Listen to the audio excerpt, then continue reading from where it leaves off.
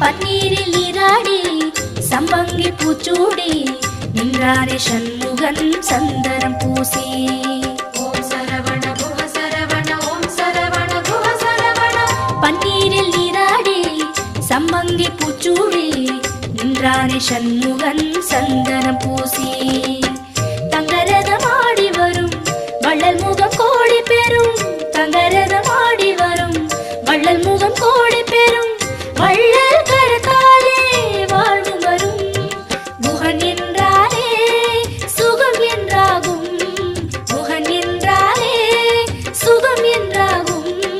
பழனி மலையில் பழகும் உறவில் பாசம் பிறக்கும்.